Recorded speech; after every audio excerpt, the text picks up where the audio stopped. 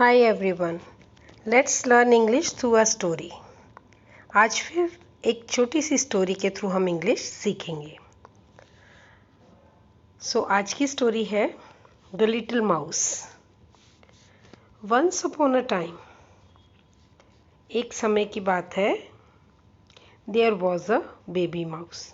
एक baby mouse था and a mother mouse. एक मदर माउस था. एक बेबी था, एक मदर था. तो there were two mice. Singular होता है तो माउस, प्लूरल होता है तो माइस. एक बार एक बेबी माउस होता है और एक मदर माउस होता है. They lived. देयर वॉज, तो एक समय की बात है कि एक बेबी माउस था, पास्ट टेंस, और एक मदर माउस था. They lived in a whole मतलब जो चूहा होता है उसकी, माउस माने चूहा, तो उसकी एक बिल होती है, होल, जो एक छेद सा बना के होल में रहते हैं. दे लिव्ड, रहते थे. Second form of the verb lived in the skirting board. वो एक घर की, अ बिग वार्म हाउस, एक बहुत ही, जहाँ पे उनको सर्दी नहीं लगती थी, वार्म हाउस जो घर था, उसके स्कर्टिंग बोर्ड में, फ्लोर के साथ साथ, एक दीवार के साथ साथ एक स्कर्टिंग लगी होती है, तो वहाँ पे बोर्ड, लकड़ी का वो स्कर्टिंग था, बोर्ड था, उसके अंदर वो रहते थे. With lots of, maybe it's a kitchen. वो वहाँ पे रहते थे. Lots of cheese to eat, वहाँ पे उनको बहुत सारा पनीर मिलता था खाने के लिए. चीज़ मतलब पनीर, टू ईट मतलब खाने के लिए. Where they wanted for nothing, वहाँ पे उनको वॉन्टेड फॉर नथिंग होता है जहाँ पे उनको और किसी चीज़ की ज़रूरत महसूस नहीं होती थी. मतलब दे वर सेटिस्फाइड देयर, मतलब उनको सफिशिएंट फूड वहाँ पे अवेलेबल रहता था. तो they were wanted for nothing. Wanted for nothing का मतलब होता है उनको और किसी चीज़ की उसके बाद ज़रूरत नहीं रहती थी. देन वन डे, एक दिन क्या हुआ, mother mouse decided, second form of the verb decided, to take baby mouse. To take means लेकर जाने का, बाहर लेके जाने का. वन डे, एक दिन, मदर माउस, जो मदर माउस थी, उसने डिसाइड किया, तय किया, फैसला किया, टू टेक मतलब लेकर जाने का, बेबी माउस, अपने बेबी माउस को कहाँ लेके जाने का डिसाइड किया. आउटसाइड ऑफ देयर होम, जहाँ वो रहते थे वही उनका घर था. तो वहाँ से उसने सोचा कि अपने बेबी को मैं बाहर लेकर जाती हूँ. तो उसने डिसाइड किया. वेटिंग आउटसाइड मतलब बाहर. फॉर देम, उनके लिए. Was a huge ginger tom cat, बहुत बड़ी बिल्ली, मोटी. जिंजर टॉम कैट मतलब बहुत बड़ी बिल्ली, जंगली काइंड ऑफ बिल्ली जो थी. वेटिंग मतलब वेट कर रही थी बाहर. Was a huge ginger tom cat, बहुत बड़ी, ह्यूज मतलब very big. Licking its lips मतलब खाने के लिए. शी वॉज वेटिंग फॉर मतलब बहुत टेस्टी. जैसे लिकिंग करते हैं व्हेन यू, मतलब आपको कुछ खाने का मन होता है, आपका फेवरेट फूड, तो लिकिंग इट्स लिप्स मतलब वो अपने होंठ चाट रही थी बिल्ली. Waiting to eat them up both up, उनको to eat up them both, तो वो वेट कर रही थी बड़ी सी टॉम कैट.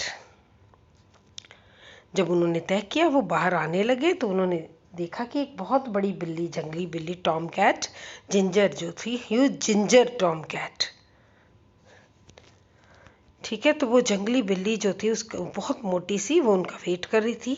अब देख रही, मदर, ये जो आपका जो बेबी माउस है, उसने बोला what should we do, question mark लगाओ. व्हाट शुड वी डू, अब हम क्या करेंगे, हमें क्या करना चाहिए, अब हम क्या करेंगे. क्राइड बेबी माउस ने डर से रोते हुए बोला. क्राइड मतलब उसने जोर से बोला कि अब हम क्या करेंगे.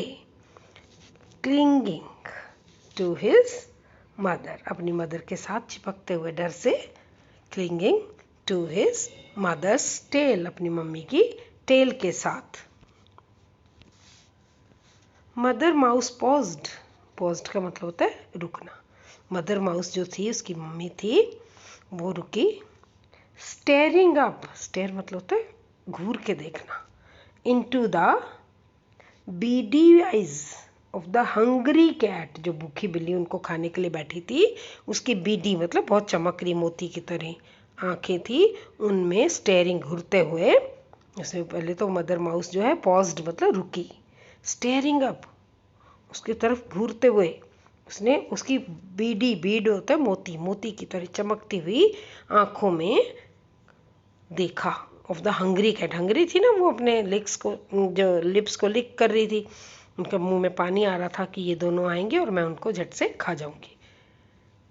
But she was not scared, डरी नहीं, she was not scared. She को ना मदर माउस, स्कैर्ड मतलब डरना, second form of the verb, डरी नहीं, बिकॉज क्योंकि शी न्यू, वो जानती थी, एग्जैक्टली पूरी तरह से जानती थी, उसको पता था क्योंकि वो मदर थी ना, हाउ टू डील कैसे निपटना है, विद बिग स्कैरी कैट्स।